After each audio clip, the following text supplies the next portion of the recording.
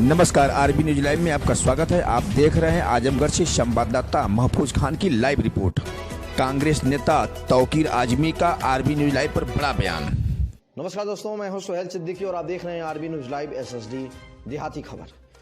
जिला आजमगढ़ उत्तर प्रदेश में हमारे संवाददाता महफूज खान ने कांग्रेस नेता तौकीर आजमी से किए कुछ सवालात, जिसमें तौकीर आजमी ने चुनाव के मुद्दों को लेकर और विपक्ष पार्टियों को लेकर किए लोगों से तीखे सवाल और जवाब, जिसमें विपक्षियों के ऊपर तौकीर रजा काफ़ी बरसे। सुनिए उन्हीं की जुबानी और यह पूरी कहानी। चैनल को सब्सक्राइब करना न भूलें, ज़्यादा से ज़्यादा लाइक और शेयर करें। अच्छा काम किया होगा, उनको वोट मिलेगा। एक उम्मीद बताइए, कब तक कांग्रेस प्रदेश में और देश में वापस आएगी? आ रही है 10 मार्च को, और देश में 2024 में वापस आ रही है। हम कांग्रेस के कार्यकर्ता तो कर ही रहे हैं मेहनत, कांग्रेस के नेता तो कर ही रहे हैं मेहनत, वो तो लाना चाहते ही हैं। जनता लाएगी, जनता त्रस्त हो चुकी है, जनता को लाना है कांग्रेस को। 2022 में अगर पार्लियामेंट के इलेक्शन करा दीजिए तो कांग्रेस आ जाएगी। ये पोजीशन आज की तारीख में। धन्यवाद। देश की सियासत पर एक मिनट में दूसरी बात इसका एक दूसरा जवाब मैं आपको देता हूँ। एक तो नैरेटिव ये समाजवादी नहीं है बड़ा, दूसरा समाजवादी हमारे ही मुसलमान। दूसरा नैरेटिव क्या हुआ, हमारे ही मुसलमान। मैं जात बिरादरी की बात भी नहीं करता, लेकिन हमारे ही मुसलमान कहते हैं कि कांग्रेस से हम जुड़ना तो चाहते हैं, लेकिन कांग्रेस के पास बेस नहीं है। आप लोग भी सुनते होंगे कांग्रेस का, आपने ही ना भी सवाल किया कि कांग्रेस के पास बेस नहीं है। समाजवादी के पास क्या % का बेस है, मुझे बता दीजिए। तो ये बात मैं एज ए कांग्रेसी मुझे शोभा नहीं देती मैं ये बात कहूं आपको, लेकिन चूंकि आपने बात छेड़ी है तो जब बात निकलेगी तो जवाब दिया जाएगा। क्या % का बेस है उनके पास? 7 से 8% का। 21% मुसलमान जब जुड़ता है तब उनके पास 29% होता है। अगर वही 21% कांग्रेस के साथ जुड़ जाए तो कांग्रेस तो हमेशा 10-12% से ऊपर पे रही है। तो बेस कांग्रेस के पास मजबूत है कि बेस समाजवादी के पास मजबूत है? हिंदुस्तान में 750 MLA आज भी कांग्रेस के हैं, समाजवादी के पास कितने MLA हैं? ये नैरेटिव होता है। एक नैरेटिव और गढ़ा गया है कि कांग्रेस से भाजपा से समाजवादी लड़ रही है, भाजपा से समाजवादी लड़ रही है। मैं मानता हूं कि भाजपा लड़ ही नहीं रही, लड़ तो कांग्रेस रही है। कहां समाजवादी लड़ रही है? सर, पीएम कहां समाजवादी जीत रही है? समाजवादी कैसे जीत सकती है? आपने बात किया मुसलमानों की ना, हाशिए पे लाके खड़ा कर दिया समाजवादी ने मुसलमानों को। सोचना चाहिए आज कैसे कैसे मुसलमान नेताओं के साथ क्या क्या दुर्व्यवहार किया है समाजवादी पार्टी ने। देख रहे हैं आप लोग, सबूत है। समाजवादी पार्टी मुसलमानों के प्रोटेक्शन की बात करती है। समाजवादी पार्टी का फाउंडर मेंबर आजम खान बिला वजह के केसों में 1 साल से जेल में है। समाजवादी पार्टी रोड पे आके प्रदर्शन नहीं कर रही है, उनकी लड़ाई नहीं लड़ रही है। एक अपने बड़े नेता को वो नहीं संभाल पा रही है, पूरे कौम को संभालने की बात करती है। संभाल लेगी? दूसरा सवाल आपका, अवैसी साहब से नहीं जुड़ना चाहता मुसलमान कभी कम्युनल नहीं था, ना आज कम्युनल है। हिंदू भी कम्युनल नहीं है। इस तरह की बात करेंगे, ऐसी बात करना किसी भी, मैं कहता हूं एक परिवार का एक मुखिया ऐसी बात करता है तो गलत बात करता है। आप तो देश चला रहे हो, देश के होम मिनिस्टर हो, आपको इस भाषा का इस्तेमाल करते हुए शर्म आनी चाहिए। मुझे तो शर्म आएगी, मैं इस तरह की भाषा नहीं बोल सकता। भारत की सियासत में एक मैं सवाल करता हूँ आपसे कि एक आम मतदाता जो मुस्लिम मतदाता है वो ओवैसी के साथ जाने से कतराता है, वो कांग्रेस के साथ जाने से उत्तर प्रदेश में जो अभी रेशियो है वो जाने से कतराता है, लेकिन समाजवादी पार्टी के साथ बड़ी आसानी के साथ जुड़ जाएगी। इसके पीछे का मूल कारण क्या है? कांग्रेस का। मैं इस सवाल का जवाब बड़े कायदे से देना चाहता हूँ। असल में होता क्या है कि झूठ आज इतना आसानी से फैलता है और इतना अच्छा लगता है लोगों को। मैं 2 बातें आपको बताऊंगा। 32 साल पहले ये कहा गया, जब मुसलमान की आपने बात कर दिया, हालांकि मैं इस तरह की बात करता नहीं, मुसलमान हिंदू, मैं तो गरीब अमीर की बात करता हूँ, मैं तो हिंदुस्तान गैर हिंदुस्तानी की बात कर सकता हूँ, लेकिन मैं मुसलमान हिंदू की बात नहीं करता, सिख ईसाई की अलग से बात नहीं करता, जनता जनता है। लेकिन आपने कह दिया तो मुसलमानों को कंफ्यूज करने के लिए इसी समाजवादी पार्टी के बड़े नेताओं ने शुरुआत कहाँ से की कि मुसलमान सरकारी नौकरियों में 35% था, कांग्रेस ने 55-60 सालों में 2.5% पे लाके छोड़ दिया। ये आप लोगों ने भी सुना होगा। जी सुना है। वो 35% कब था ये नहीं बताया गया। 1947 के पहले 35% था। जब बंटवारा हुआ 43 में, दुर्भाग्यपूर्ण जब देश हमारा बट गया तो दो बहुत बड़े प्रांत हमसे अलग हुए और उसमें अक्सरियत 99% मुसलमान बाहर चला गया, माइग्रेट हो गए लोग। जब पहला सेंसस हुआ 1951 या 52 में, तब 2.5% ही मुसलमान नौकरियों में बचा था। लेकिन उसको इस तरह से पेश किया जाता है कि 35% था, 2.5% पे लाके छोड़ दिया।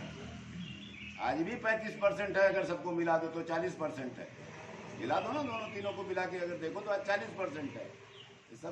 ये सब नेरेटिव होता है, इस तरह का नेरेटिव गढ़ा जाता है देश की सियासत पर। एक मिनट में। दूसरी कम्युनल 10% उस सोच के लोग हैं जो लोग आज़ादी के टाइम पे भी कम्युनल थे, आज भी कम्युनल हैं और कल पता नहीं वो कम्युनल रहेंगे कि हम चाहते हैं कि वो सुधर जाएं। ये वही लोग हैं इस तरह की बातें करते हैं, बाकी हिंदू मुसलमान कहीं कम्युनल नहीं होता। एक आपने सवाल पूरा कर लिया, बहुत गंभीरता के साथ आप प्रेस कॉन्फ्रेंस कर रहे हैं। मेरा सवाल और रहेगा, क्योंकि आपने कहा कि जाति बिरादरी की बात नहीं करनी, मजहब की बात नहीं करनी, लेकिन उत्तर प्रदेश में जो मुस्लिमों की आबादी है, यकीनन वो उत्तर प्रदेश की राजनीति में बहुत बड़ा स्थान रखती है। थोड़ा सा बड़ा मैं सवाल करूंगा। आमिर खान की पत्नी किरण राव, उसके साथ हामिद अंसारी को आपने सुना होगा, और बीते दिनों हमने मुनव्वर राना साहब को सुना है। सामान्य तौर पर ये लोग कहते हैं कि योगी की सरकार बनी तो हिंदुस्तान में रहने लायक नहीं है, क्या मुसलमान असुरक्षित है? आपसे जानना चाहूंगा, आपका व्यक्तिगत ओपिनियन क्या, पर्सनल ओपिनियन क्या है, क्या हिंदुस्तान में सच में मुसलमान सुरक्षित नहीं है? उनकी अपनी सोच हो सकती है, मेरी सोच ऐसी नहीं है। कुछ लोगों की सोच ये भी है कि हिंदू खतरे में। कब हिंदू खतरे में था भाई? मैं तो अपने आप को असुरक्षित हिंदुस्तान में नहीं महसूस करता। हाँ, किसी सरकार में मैं अपने आप को ठगा हुआ महसूस कर सकता हूँ। असुरक्षित अपने ही देश में मैं कभी नहीं मानता इस बात को। देश किसका है? हमारा देश है, हमने इसको बनाया है, हमारे पुरखों ने इसको संवारा है। कोई पार्टी आज हुकूमत कर रही है, अगर हमको लगता है कि वो पार्टी हमको असुरक्षित कर रही है, हम उसको बदल देंगे। हम उसके लिए कोशिश कर रहे हैं, सक्षम है और बदलेंगे। ये जनता का जनार्दन है, जनता जिसको चाहे ला सकती है। जनता कैसे असुरक्षित हो सकती है? सरकारें असुरक्षित होती है, जनता नहीं असुरक्षित होती। सर आपने कहा कि 750 MLA आज भी कांग्रेस के पास हैं, तो कांग्रेस मुक्त भारत का जो PM साहब का सपना है वो कैसे?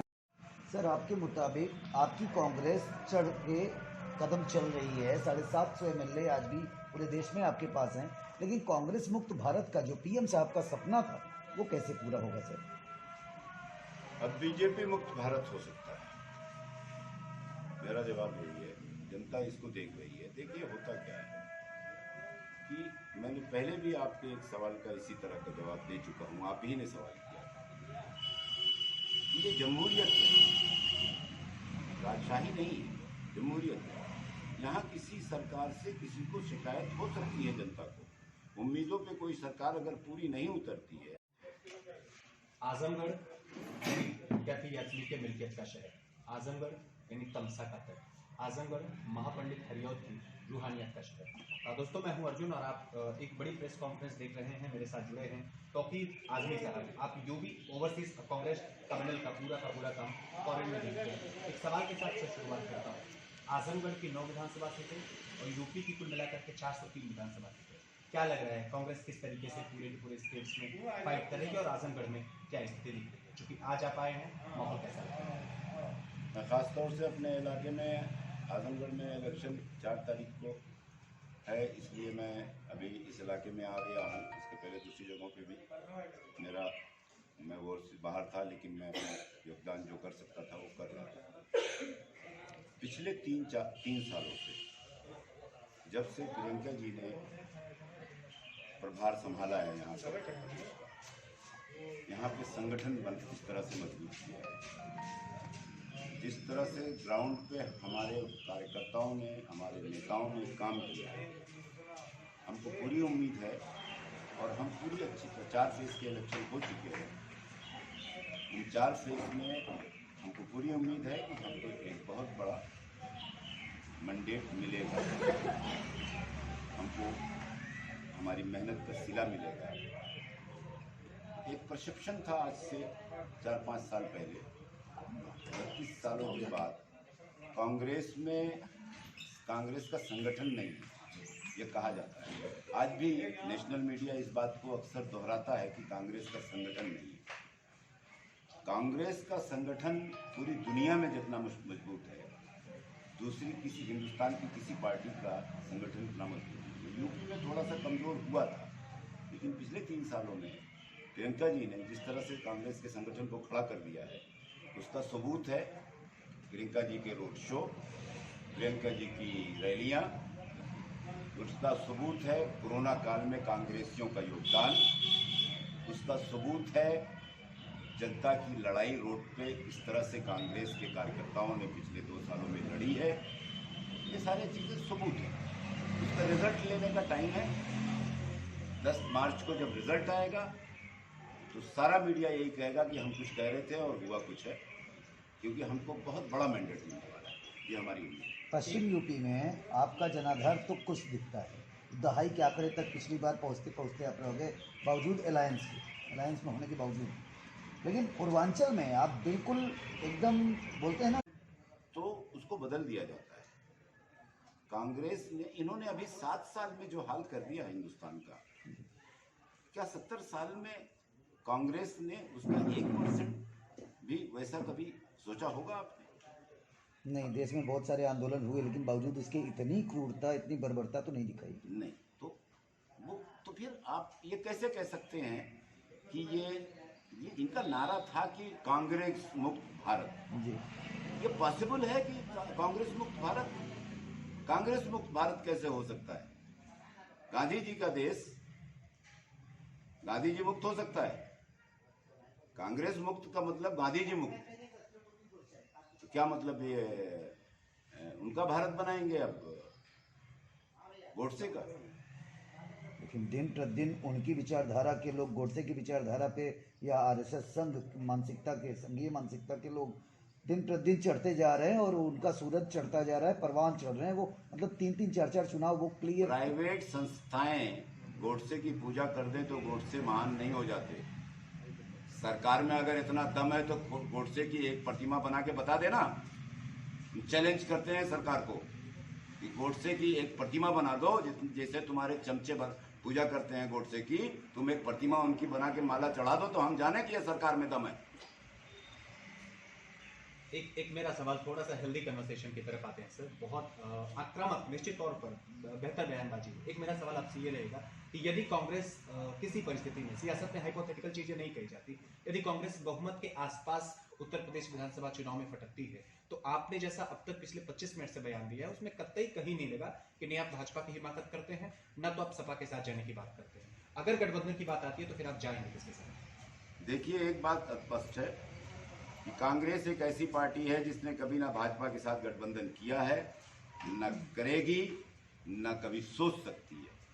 बाकी सेकुलर पार्टियां हैं, अगर देश की हित में कहीं हमको जरूरत पड़ी कि किसी को समर्थन करना पड़ा जो सेकुलर हैं, हम उनका साथ दे सकते हैं। ये हमारी, मैं नहीं कह रहा हूँ, ये हमारी प्रभारी प्रियंका गांधी जी कह चुकी है। सर, दीदारगंज विधानसभा आपकी स्थानीय विधानसभा है जहाँ से आप आते हैं, क्या कहना होगा दीदारगंज की जो राजनीति को, मोदी जी को और योगी जी को भी, और आपने कहा कि राजा तो नहीं हो सकता, प्रधानमंत्री जरूर होगा, तो क्या आजम खान की बात मानूं कि अरे बादशाह ओ बादशाह, या आपको मानूं?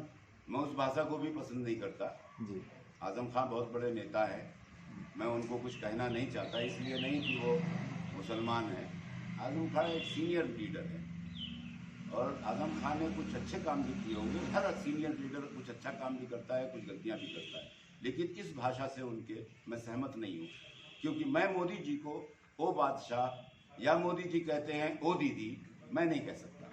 एक मैं सवाल मेरी बात पूरी नहीं, मैं नहीं कह सकता, इसलिए कि ये एक हमारी नौकरी है। अगर इसको आप सही तरह से देखिए तो हम जनता के सेवक हैं, नौकर हैं। हमको जनता के टैक्स से तनख्वाह मिलती है। हमको जनता हमारे में से ही चुन के एक आदमी, चाहे वो किसी भी परिवार का हो, चाहे कितना बड़ा हो, चाहे कितना छोटा हो, उसको जिम्मेदारी दे दी जाती है कि आप इस देश को चलाइए। अब वो राजा नहीं है, तो उसको इस तरह से कहना, या उनकी गलतियां हैं, उनकी गलतियों पे, जैसे राहुल जी ने एक नारा दिया था कि चौकीदार चोर है, नारा दिया था, तो चोरी हुई थी तो चोरी का नारा दिया था, लेकिन सिद्ध नहीं कर पाए सर।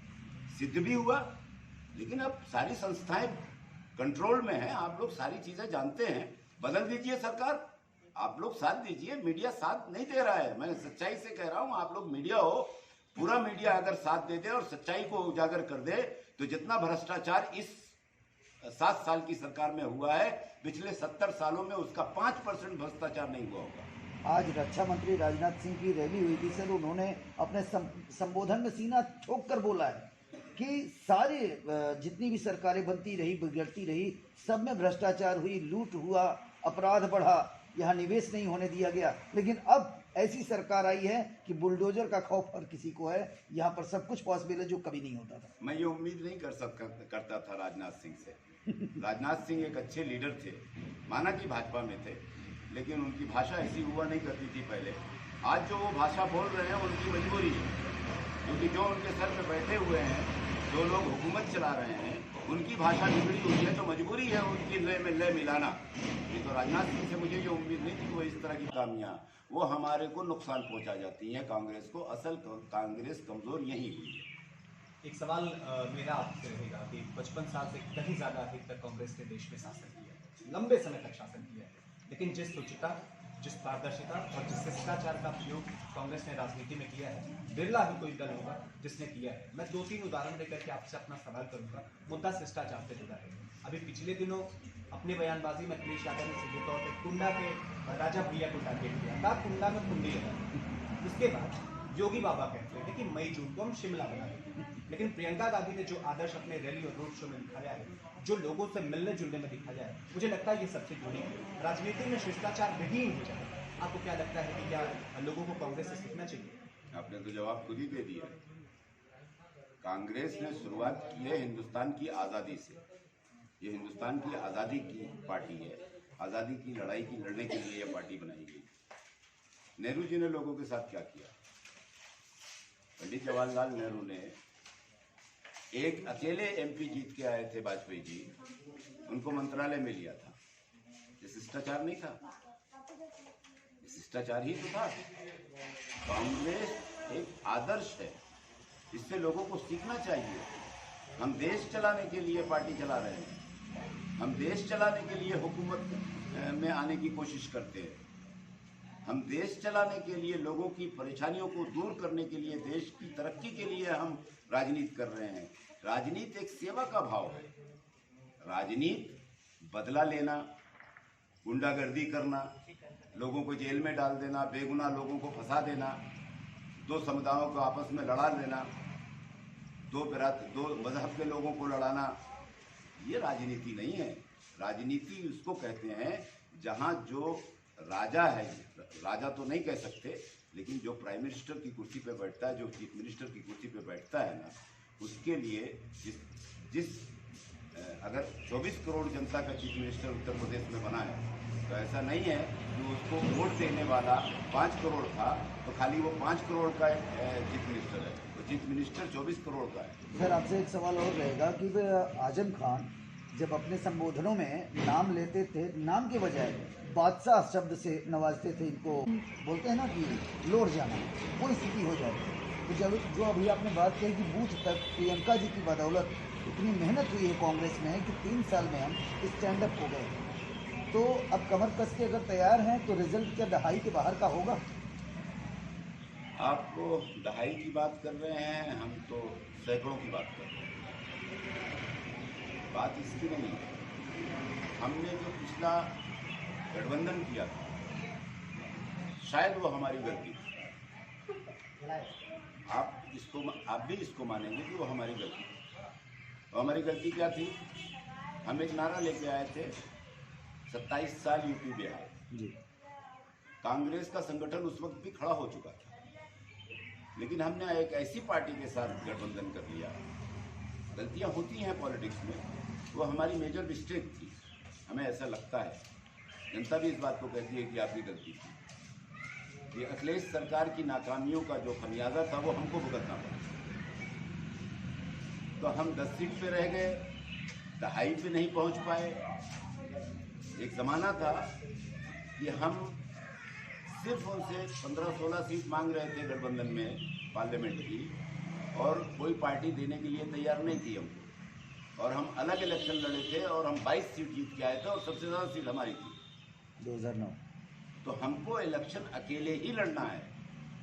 हम कांग्रेस हैं, कांग्रेस हमेशा एक अलग परसेप्शन लेके चली है। कांग्रेस ने कभी जात पात धर्म इसकी बात पे इलेक्शन नहीं लड़ा है। जनता की ज़रूरतों पे इलेक्शन लड़ा है, जनता की ज़रूरतों के लिए काम किया है, देश के लिए काम किया है, देश की तरक्की के लिए काम किया है। तो हम जब किसी के साथ जुड़ेंगे तो उसकी जो नाकामियां होती हैं, जात पात की नाकामियां, धर्म की नाकामियां, आपस में लड़ाने की नाकामियां, लोगों को तोड़ने की नाकामियां। इसी प्रकार की खबर देखने के लिए आप हमारे चैनल को लाइक करें, शेयर करें, कमेंट करें और बेल आइकन को दबाएं। धन्यवाद। जय हिंद, जय भारत।